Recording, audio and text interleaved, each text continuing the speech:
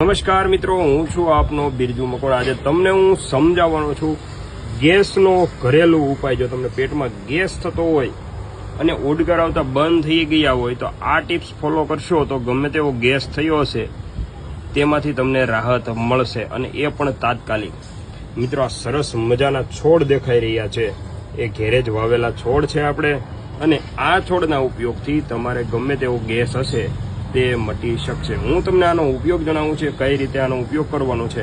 Bus video and સુધી જોજો, અને જે લોકોને ગેસની તકલીફ હોય તે સુધી આ વિડીયો અવશ્ય પહોંચાડી દેજો। સૌપ્રથમ તો તમે આનું નામ લખી શકો છો કે આ શેનો છોડ છે, રાઈટ। આ સરસ મજાનો દેખાતો છોડ એ છે ફુદીનાનો છોડ, રાઈટ। તમે આજે માર્કેટમાં કોઈ પણ ગેસ એસિડિટીની દવા લેવા જશો તો એ ફુદીનામાંથી જ બનેલી હોય છે, પરંતુ આજે આપણે મોડર્ન યુગના વ્યક્તિ થઈ ગયા છે તો આપણે ગોળી ઉપર વિશ્વાસ કરીએ છીએ, ઘરે રહેલા છોડ ઉપર વિશ્વાસ કરતા નથી। તો તમારે શું કરવાનું છે, આ ફુદીનાનો છોડ છે એના 4 થી 5 પાન તાજા તોડી અને ખાઈ જવાના છે, રાઈટ।